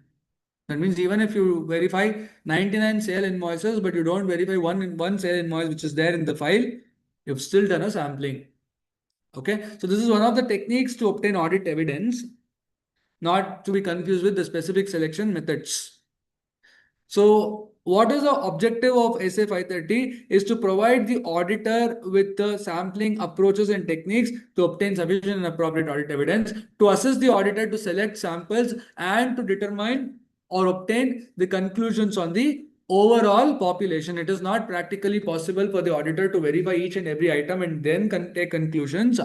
To help the auditor, to assist the auditor in forming overall conclusions on the population, we use audit sampling. So when we do audit sampling, we have a risk. What is that risk called? Sampling. Sampling. Sampling. So what is sampling risk? The risk that the inferences from the audit sample is different from the population if the same audit procedure is used. Very good. What is sampling risk? Sampling is the risk that the audit conclusions would have been different if the entire population were subjected to same audit procedure. That means what conclusions I have drawn versus what conclusions I would have reached if I had done 100% examination. So that gap is called sampling risk. Now, sampling risk leads to two erroneous conclusions. What are they? I will only tell, don't worry. In case of test of controls, the controls are operating effectively when in fact they are not. And in case of test of details, a misstatement does not exist when in fact it does. This is one erroneous conclusion. Second erroneous conclusion is what? That the controls are not working effectively, but in reality they are working effectively, and there are misstatements in the population, but in reality there are no misstatements. So these are the two possible conclusions that we can arrive at. The first conclusion affects audits effectiveness because it is most likely going to lead to giving an inappropriate opinion. In the second circumstance, it is going to affect audit efficiency because the auditor will take more time, efforts, and energy to negate that his initial conclusions were wrong. Right? So, speaking of which, what is audit risk? What is audit risk? Risk of expressing an inappropriate opinion. Full stop नहीं और थोड़ा चाहिए वो बहुत important. When the financial statements are Materially have misstated. material mistake.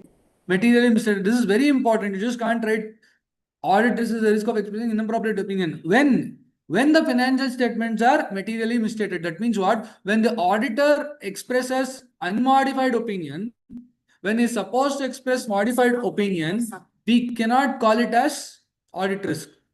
Correct, no? Hello? Yes, Audible? yes. Yes, yes.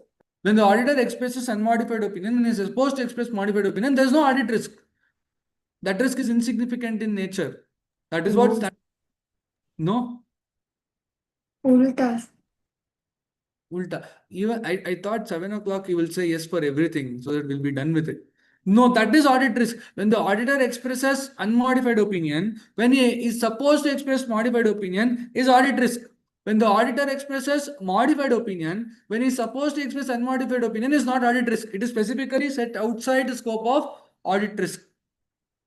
Right? So that why did I explain audit risk now? Because effectiveness is affected. Why? If you say that there are no misstatements, if you say that the controls are working well, but in reality it is not, you will say the financial statements are free from material misstatements. Actually, there are misstatements. So you should have expressed modified opinion, but what opinion you have expressed? Unmodified. So it leads to audit risk. So it's a direct relation to your audit risk. So please be very careful with respect to type 1 erroneous conclusion. You understand? Yes. Yes. That is crucial. And then we have also understood that 530 allows us to use statistical sampling and non-statistical sampling. So what do you mean by statistical sampling?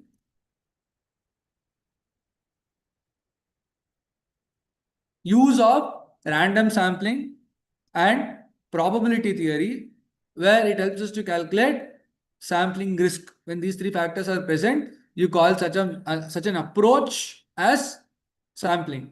Statistical sampling, if it doesn't contain this, then it will be considered as non-statistical sampling. Whether statistical or non-statistical, the sample size do not determine whether it's a statistical sampling or non-statistical sampling. That point should be carefully understood. So we have understood the term population. Population means what? It is the entire data set from where the samples are drawn. So there are certain characteristics that these populations should exhibit. What are the characteristics? To be homogeneous. Homogeneous, yes. Reliable. Reliable, complete, and appropriate. Remember car,